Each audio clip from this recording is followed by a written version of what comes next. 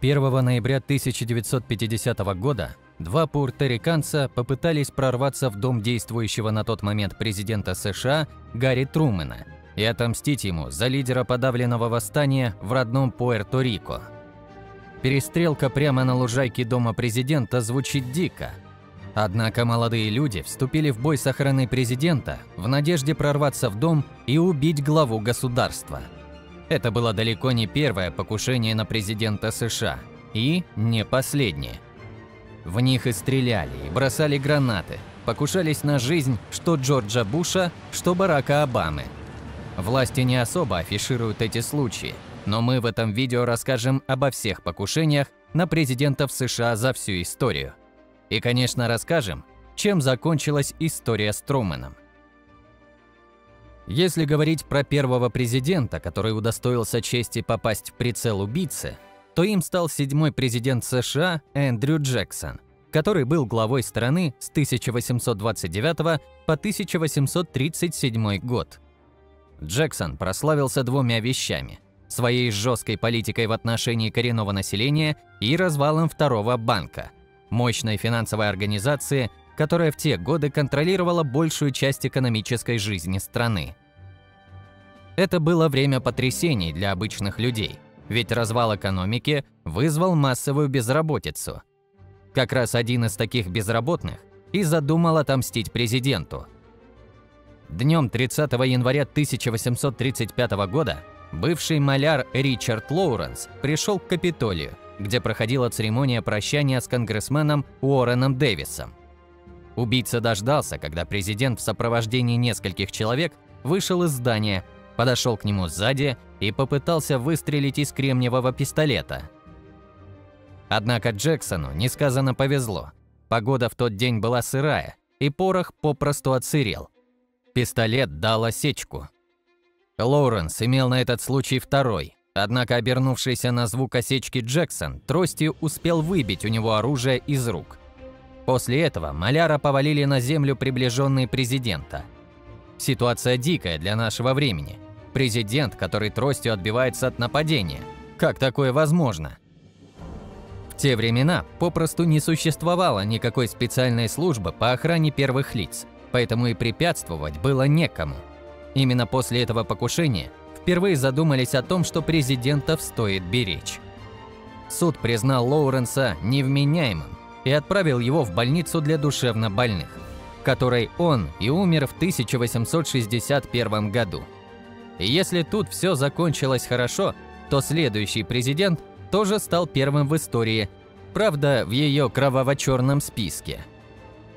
Громкое событие произошло 14 апреля 1865 года. Тогда был убит знаменитый президент-освободитель Авраам Линкольн, который занял пост президента в 1861 году. Всей Америке он был известен как противник рабства, что сразу оттолкнуло от будущего президента богатых плантаторов. Избрание Линкольна стало причиной выхода из состава США Южных Штатов, чья экономика напрямую зависела от использования рабского труда. Южане создали собственную конфедерацию и с оружием в руках стали отстаивать свою независимость. Так началась знаменитая 4-летняя гражданская война между Севером и Югом. Линкольн лично командовал войсками Севера и сумел одержать победу над южанами, предотвратив развал страны. Но президенту еще предстояла тяжелая работа – принять конституционную поправку, запрещающую рабство на всей территории страны, провести реконструкцию Юга и интегрировать в свободное общество тысячи бывших рабов. К сожалению, этим планам не суждено было сбыться. Всего через несколько дней после завершения войны, когда Линкольн был в театре, американского президента смертельно ранил агент южан Джон Уилкс Бут. Уже на следующее утро Линкольн скончался, а его похороны проходили с чрезвычайной пышностью. Миллионы людей по всей стране оплакивали своего президента. В народной памяти Линкольн остался национальным героем и борцом с несправедливостью.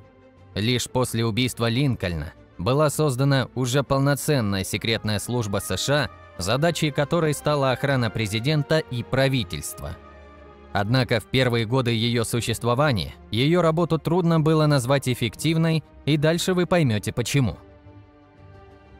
В марте 1881 года президентом США стал Джеймс Гарфилд, а уже 2 июля на него совершили покушение.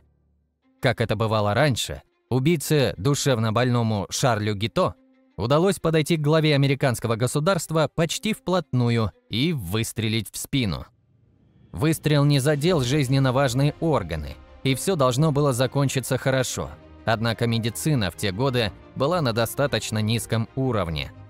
Врачи, пытаясь вытащить пулю, копались в ране без всяких перчаток и дезинфекции, пытаясь остановить кровотечение. Но у Гарфилда началось гнойное воспаление, которое впоследствии привело к инфаркту, от которого он и скончался. Его убийца был повешен в следующем году, а часть охраны, которая отвечала за безопасность первого лица, предстала перед судом. Следующим убитым президентом стал Уильям МакКинли, который был главой государства с 1897 по 1901 год. Он был застрелен анархистом Леоном Чалгашемно на паноамериканской выставке в Баффало. Как и во все предыдущие разы, Чолгаш просто подошел к президенту и дважды выстрелил в него сзади. Охраны хватило лишь на то, чтобы схватить и избить убийцу, но уже после того, как президент был смертельно ранен. Чалгоша казнили на электрическом стуле. Перед смертью он заявил, что пошел на преступление, потому что МакКинли был врагом всех хороших работящих людей. Как выяснилось позже, Леон потерял работу во время экономической депрессии 1893 года, после чего примкнул к анархизму, чьи приверженцы к тому времени убили нескольких иностранных лидеров. Воспринимая МакКинли в качестве угнетателя, Чолгаш решил, что его миссия – убить президента. Как мы видим, даже действуя в одиночку, это не составило никаких проблем. Но идем дальше. Следующие покушения и убийства вас действительно удивят. Один из самых выдающихся президентов США, которого любили и боготворили, это Теодор Рузвельт. Место президента он занимал с 1901 по 1909 год. Покушение на него случилось 14 октября 1912 года. В это время Рузвельт еще не был главой государства, а только участвовал в предвыборной кампании на президентский пост, стремясь стать 28-м президентом. Перед началом речи на митинге в городе Милуоки, штат Висконсин, Теодору Рузвельту выстрелил в грудь Джон Шрэнк, психически неуравновешенный мужчина, как выяснится позже. Несмотря на ранение, кандидат в президенты произнес речь, которая продолжалась целых 90 минут. Позднее в больнице выяснилось, что пуля задела правое легкое Рузвельта, но ее силу ослабили пальто, футляр для очков и сложенный в несколько раз текст его выступления. Врачи констатировали, что ранение не опасно, но пулю извлекать не стали, так как это могло ухудшить состояние здоровья. Она так и оставалась в теле Рузвельта до самой его смерти в 1919 году. Дальний родственник Теодора, который смог стать 32-м президентом США, Франклин Делано Рузвельт. Именно он оказал неоценимую помощь СССР во время войны с фашистской Германией. Он отменил сухой закон, чем нанес серьезный удар мафии, так как она лишилась огромных прибылей. Покушение на эту выдающуюся личность совершил еще один анархист – Джузеппе Зангаро 15 февраля 1933 года. Это случилось уже несколько позже президентских выборов, но еще до инаугурации. Будущего президента спасла простая американка, которая ударила убийцу по руке, когда тот выхватил пистолет и готовился выстрелить. Ситуация дикая. Пуля ушла в сторону и попала в соседнего конгрессмена, а мужественная женщина привлекла внимание к убийце и помогла его сразу же задержать. Но если Рузвельтам везло на промахи убийцы, то следующему президенту удача не улыбнулась на глазах у тысяч людей. 22 ноября 1963 года произошло убийство американского президента, ставшее едва ли не самым известным и загадочным преступлением 20 века. В этот день от пули, выпущенной Ли Харви Освальдом, скончался Джон Кеннеди. Президент, который коренным образом изменил американскую политику. После Карибского кризиса, когда мир оказался на пороге ядерной войны, Кеннеди пошел на ряд компромиссов с Советским Союзом, снизив темпы гонки вооружений и общий градус накала между двумя сверхдержавами. Также он предпринял ряд шагов, направленных на искоренение дискриминации чернокожего населения. В ноябре 1963 года Кеннеди и его супруга прибыли в Даллас. Планировалось, что президентский кортеж проедет по улицам города, а затем Кеннеди произнесет речь в местном торговом центре. На всем маршруте следования кортежа президента встречали толпы жителей, но до торгового центра торжественная процессия так и не доехала. На глазах у тысяч свидетелей неизвестный стрелок выпустил несколько пуль в президента, ранив еще и губернатора Техаса Джона Коннелли. Через полчаса после покушения Кеннеди скончался. Подозреваемым оказался бывший морской пехотинец Освальд, который отрицал свою вину. Буквально через 2 дня, когда Освальда конвоировали в тюрьму, его убил владелец ночного клуба Джек Руби. Свой поступок Руби объяснил тем, что хотел отомстить за любимого президента. Поскольку в официальном расследовании осталось немало белых пятен, убийство президента породило массу конспирологических теорий. Согласно опросам, свыше 2/3 американцев не верят в общепринятую версию гибели президента. Некоторые полагают, что корни преступления тянутся к Пентагону или к Советскому Союзу, или даже к Кубе. На 40-го президента США Рональда Рейгана было совершено покушение 30 марта 1981 года в Вашингтоне. Это произошло буквально через 2 месяца после инаугурации. Рейган выходил из отеля после встречи с членами профсоюза строителей. Естественно, собралась толпа, чтобы поглазеть на новоявленного главу государства. Неожиданно к президенту бросился молодой мужчина и произвел 6 выстрелов. Кроме Рейгана было ранено еще 3 человек. Президенту пуля попала в легкое, но это было не прямое попадание. Вначале раскаленный кусок металла впечатался в бронированное стекло лимузина, а затем срикошетил и попал в главу государства. Рональда Рейгана прооперировали, и он вернулся к исполнению своих обязанностей. Преступника звали Джон Хинкли. Он работал диск-жокеем и страдал психическими расстройствами. Мужчину поместили в психиатрическую клинику, откуда выпустили только в 2016 году. Он был болен одержимостью к актрисе Джоди Фостер и вскоре после суда написал, что покушение было величайшим признанием в любви в мировой истории и выражал сожаление, что она отвергла его чувства.